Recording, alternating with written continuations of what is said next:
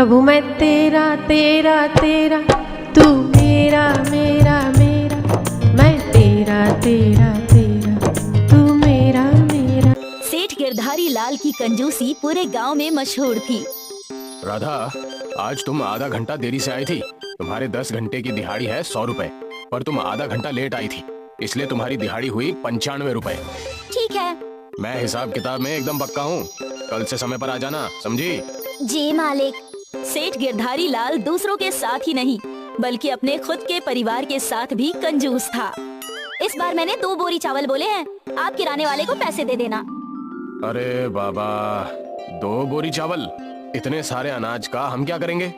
अरे इस महीने मेरे दोनों भाई आने वाले हैं, अब वो जवान है, खाना तो खाएंगे ही ना। सत्यानाश! अरे मैं हूँ कि मर मर के पैसे जमा कर रहा हूँ और तुम उसे लुटा रही हो। क्या जरूरत है तुम्हारे दोनों भाइयों को यहाँ आने की? वो उनके कॉलेज की छुट्टी है, कई सालों से मुझसे मिले भी नहीं, तो मैंने बोला कि दोनों आ जाओ। अरे बददिमाग औरत, तू खुद चली जाती ना अपने मायके कुछ दिनों के लिए। ये तो मैंने सोचा ही नहीं। अरे तो सोच, तू मायके जाएगी तो भाइयों के साथ माँ बाप बहनों सभी से मिल लेगी। हाँ, वैसे भी कई सालों से मैं अपने मायके नहीं गई। अरे तो जल्दी जा, सोच क्या रही है? मैं कल ही तेरी टिकट करवाता हूँ। ठीक है। गिरधारी लाल ने 1 बोरी अनाज बचा लिया और वो बहुत खुश था, पर उसे कहाँ पता था कि उसकी पत्नी का मायके जाना उसे इतना ज्यादा महंगा पड़ेगा। शाम को रेणुका बाजार से ढेर सारी शॉपिंग करके लौटी।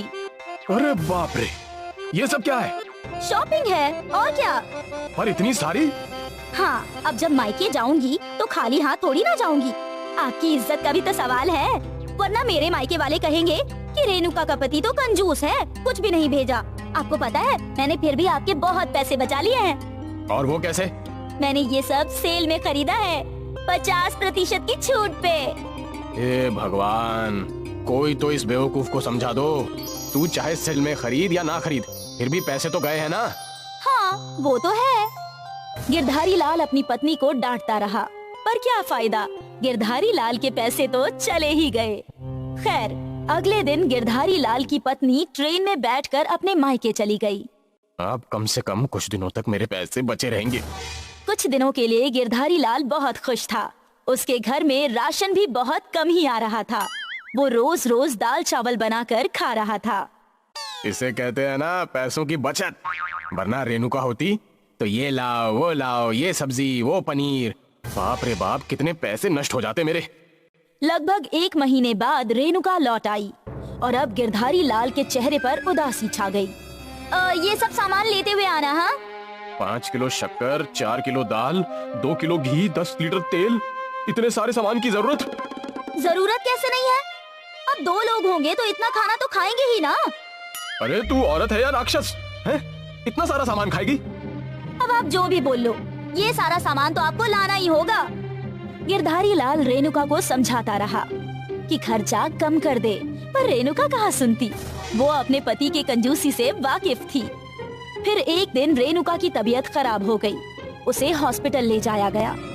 मुबारक हो, आपके घर में एक नया मेहमान आने वाला है। अरे मुझे कोई मेहमान नहीं चाहिए। मैं बोल रही हूँ कि आपकी पत्नी गर्भवती है, आपके घर में एक छोटा बच्चा आने वाला है। ये सुनकर गिरधारी लाल खुश हुआ, पर फिर वो पैसों के बारे में सोचने लगा। बच्चा आएगा मतलब खर्चे बढ़ जाएंगे, उसका खाना, उसके कपड़े, उसकी पढ़ाई का खर्च। हे भगवान! गिरधारी लाल के चेहरे पर 12 बज गए थे। ये देखकर उसकी पत्नी समझ गई। जरूर आप पैसों का सोच रहे होंगे, है ना? हाँ, क्यों ना सोचूं? आखिर पैसे तो मेरे ही जाएंगे ना। हाँ तो क्या हुआ, बेटा भी तो आपका ही है ना। अरे वही तो समस्या है। अब बच्चे के पैदा होने का खर्च, उसके खाने का खर्च, कपड़ों का खर्च और फिर पढ़ाई का खर्च। अरे रे, आप इतने दूर चले गए। जब बच्चा पैदा होगा तो आपको सबको दावत देनी होगी, ये भूल गए क्या? क्या? रेणुका ने गिरधारी लाल को एक नई समस्या दे दी थी।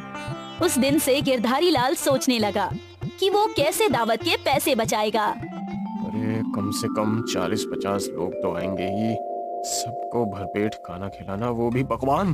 बाप रे बाप, मैं तो लुट जाऊंगा। मुझे कुछ ना कुछ तो सोचना ही पड़ेगा। यहाँ रेणुका की डिलीवरी का समय नजदीक आ रहा था और वहाँ गिरधारी लाल परेशान हो रहा था। क्या करूं क्या करूं? आखिर एक दिन गिरधारी लाल को ये योजना मिल ही गई और उस दिन उसके चेहरे पर मुस्कान आई। रेणुका ने एक बेटे को जन्म दिया। गिरधारी लाल बहुत खुश था। अरे मेरा बेटा, तुम जितने चाहे उतने मेहमानों को बुलाओ दावत पे। क्या हुआ, आज सूरज पश्चिम से निकला है क्या? अरे वो तो पता नहीं, लेकिन आज मुझे बेटा हुआ है। इस खुशी में रेणुका ने अपने सारे परिचितों और रिश्तेदारों को न्योता दिया। वो कब से सबको दावत पर बुलाना चाहती थी, पर गिरधारी लाल की कंजूसी की वजह से वो कर नहीं पा रही थी। दावत वाली रात को गिरधारी लाल के घर में मेहमानों की भीड़ लगी थी।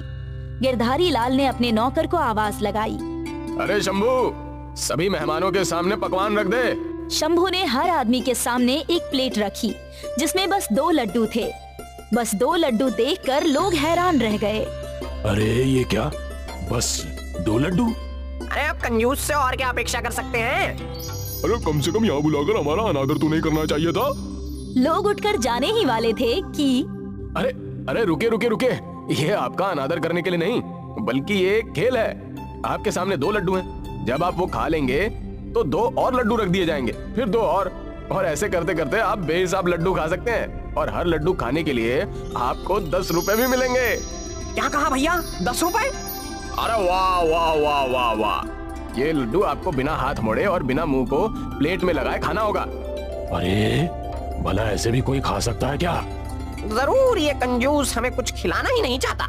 हाँ बिल्कुल, लगता है ये इसका कोई षड्यंत्र है। खाना खाने बैठे सभी लोग गिरधारी लाल की कंजूसी समझ चुके थे। इसी भीड़ में एक समझदार युवा था, गणेश। गणेश को एक तरकीब सूझी। वो सरपंच के पास गया और उन्हें अपनी योजना बताई। वाह, ये तो बहुत ही अच्छा आइडिया है। गणेश ने सभी गांव वालों को एक एक करके अपनी योजना बता दी और सारे खुश थे। और गिरधारी लाल को कुछ समझ नहीं आ रहा था कि आखिर ये हो क्या रहा है। ये लोग कितनी भी कानाफूसी कर लें, लेकिन कोई तरीका ही नहीं है जिससे ये लोग मेरे लड्डू खा सकें। पर गिरधारी लाल की ये गलतफहमी टूट गई जब उसने देखा कि सभी लोग अपने बगल में बैठे लोगों को लड्डू खिला रहे थे। अरे ये क्या? लोग लड्डू खाए जा रहे थे और गिरधारी लाल का सेवक लड्डू परोसे जा रहा था। मैंने 10 लड्डू खा लिए, लाओ मेरे 100 रुपए। हाँ भैया, मैंने तो 16 लड्डू खाए गिरधारी भाई। ये आपका अच्छा था, लड्डू भी खा लिए और पैसे भी दोगे। ये खेल रोज खेला करो है? पैसे ले और निकल यहाँ से, चल। एक एक करके गिरधारी लाल को हर एक को पैसे देने पड़े और अपनी जेब खाली देखकर, अरे दावत तो मुझे बहुत महंगी पड़ी। काश मैं लोगों को अच्छे से दावत दे देता, कम से कम मेरा खर्चा कम होता।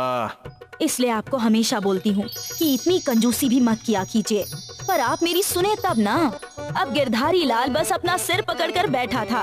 वो करता भी तो क्या, उसके इतने सारे पैसे लुट चुके थे। तो दोस्तों, इस कथा में हमने सुना कि कंजूसी नहीं करनी चाहिए। बचा बचा के क्या करोगे, कहाँ ले जाओगे। इससे बढ़िया जो आपको मिला है उसका सदुपयोग करो, खर्चा करो अच्छी जगह पर, ताकि आपका भी भला हो, आपके परिवार का भी भला हो। कुछ दान करो, कुछ पुण्य करो। हरे कृष्ण। सुमत दे सदाई, सुमत दे सदाई।